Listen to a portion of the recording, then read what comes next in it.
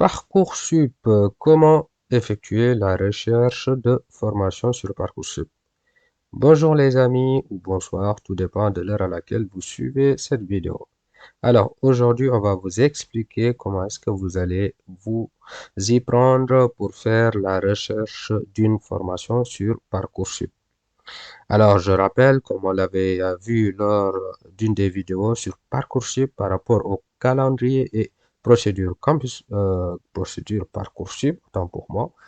Alors, donc là, comme on avait dit, votre calendrier sur la recherche de formation, c'est du 20 décembre au 18 janvier. Donc, à partir du 18 janvier, vous pouvez vous inscrire et ajouter les différentes voies. Donc, après cela, vous avez donc la troisième étape qui concerne donc à compléter votre dossier et confirmer vos vœux. Et pour finir, en juin-juillet, donc de passer à la phase d'admission. Alors, je rappelle une chose. Donc là, toi qui es en terminale, voilà, qui va bientôt être bachelier, donc Parcoursup te concerne. Toi également voilà, qui est en L1 et qui souhaite candidater à une première année, Parcoursup aussi te concerne. Toi aussi qui es en L2, bon, on va pas dire en L2, toi qui es diplômé d'un BTS, tu peux également aussi tenter la procédure Parcoursup. Parcoursup, c'est pour une admission en première année, ok? Donc là, déjà, avant de faire quoi que ce soit, il faudra découvrir les différentes formations, les gars. Donc là, commencez par rechercher les différentes formations, à savoir si vous voulez un BTS, un prépa, voilà. Et ainsi de suite. Il y a plein de formations qui sont là, comptabilité, gestion, les scientifiques qui veulent faire électrotechnique, ainsi de suite. Alors, on y va. Maintenant, on vous dit ici comment choisir cette formation. Alors, déjà, je vais vous montrer comment accéder déjà à cette page. Donc, déjà là, vous partez sur Google, vous mettez Parcoursup. Et une fois que vous mettez Parcoursup, vous voyez rechercher une formation et là, vous cliquez dessus. Et là, vous arrivez à ce niveau. Et donc, une fois ici, vous allez faire quoi? Rechercher une formation. Vous cliquez ici et maintenant, vous êtes à ce niveau. Et donc là, vous voyez, vous avez toute la cartographie de la France, d'accord, avec les différentes formations qui sont sur la plateforme de Parcoursup. Donc là, vous avez les différents établissements, la liste, ça, ce sont des établissements. Et là, à gauche, vous avez donc du coup, là, les différents filtres, ok? Donc là aussi, vous avez donc la recherche d'une formation, comme par exemple, vous pouvez dire BTS audiovisuel en Normandie, licence droit à Toulouse, BUT en informatique, voilà. Tout ça, vous pouvez rechercher. Mais moi, je vous suggère, étant donné que là, au niveau des filtres, vous candidatez pour des formations publiques, on est d'accord? Cliquez sur public déjà. Là, on vous parle d'apprentissage. Sur l'apprentissage, je vous précise, les amis, en tant qu'étudiant hors de l'Union européenne, d'accord? Donc, c'est-à-dire étudiant étranger. Donc là, vous ne pouvez pas faire l'apprentissage dès votre première année. C'est impossible. Donc, dans ce cas de figure, vous allez cliquer ici, formation hors apprentissage. Comme ça limite vraiment les recherches au niveau des établissements.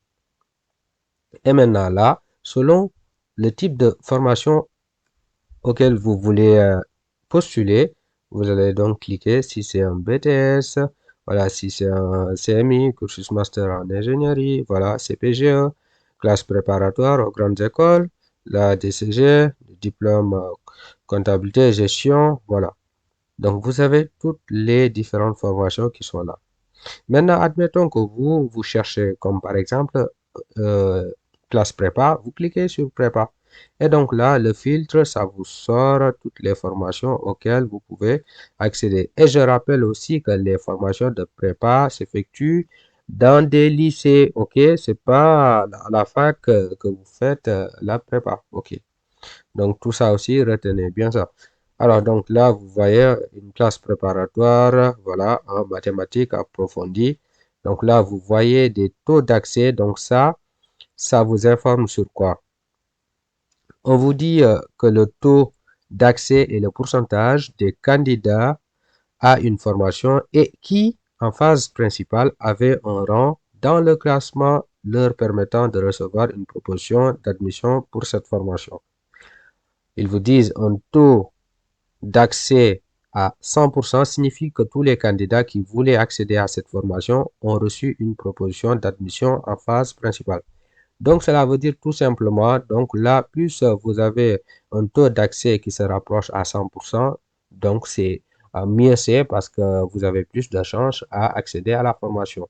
Et si vous voyez des formations au niveau desquelles bon, le taux d'accès est très bas, donc là, on va dire que l'accès, c'est un peu compliqué.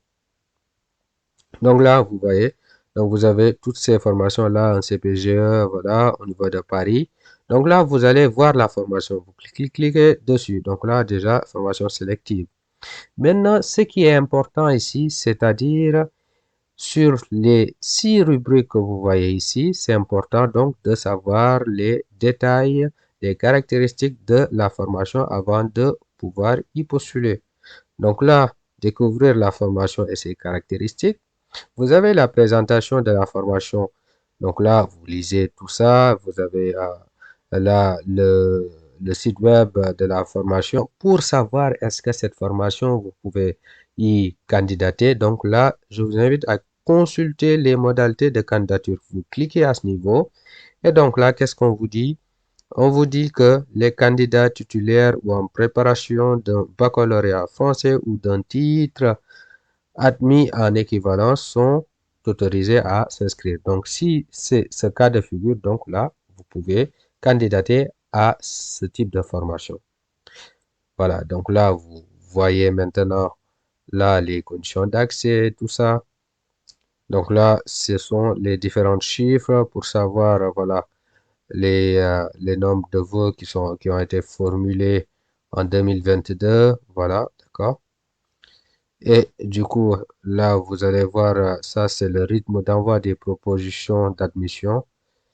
Et là, en bas ici, si vous lisez bien, vous voyez que la formation disposait de 96 places en 2022. Donc là, vous voyez, donc là, il y avait vraiment largement de places dans ce type de formation pour accueillir les étudiants. Alors, donc là, du coup, vous avez vu à ce niveau. Maintenant, on va choisir une autre formation au niveau duquel vous allez voir que là, ce sera pas pareil. Alors, voyons voir. Donc là, par exemple, on va chercher, voilà, là, c'était des classes prépa. Admettons, voilà, vous voyez ici des licences qui sont affichées. Admettons, maintenant, on va enlever le filtre sur les classes préparatoires. OK? Donc là, on va voir autre chose, comme par exemple, voilà, imaginez ce BTS. Voilà, on a BTS qui est là. Donc là, le BTS, Service Management en hôtellerie. Admettons voilà, qu'on essaie de voir la formation. Et ensuite, maintenant, vous allez voir les conditions, voilà, de candidature. Donc là, ils vous disent quoi? Seuls les candidats scolarisés dans les séries de terminale ci-dessous ou titulaires d'un baccalauréat de ces séries sont autorisés à s'inscrire. Donc là, il faut avoir donc voilà un baccalauréat par rapport à ces différentes séries, d'accord? Alors maintenant, voyons parce que là, il y a voilà une formation auquel je veux que vous le voyez, comme ça vous allez comprendre avant de pouvoir postuler à des formations, ok? Donc là, voyons master en ingénierie, cursus master en ingénierie. Alors là, comme par exemple, on va prendre celui-là. Université de Cergy-Pontoise, c'est un cursus master en ingénierie électronique, énergie électrique, automatique, ok? Alors, on va voir ça. Donc là, dans ce cas de figure, vous voyez que, ok, c'est une formation pour les scientifiques, ok. Donc là, présentation de la formation. Donc vous pouvez trouver donc toutes les informations relatives à la formation.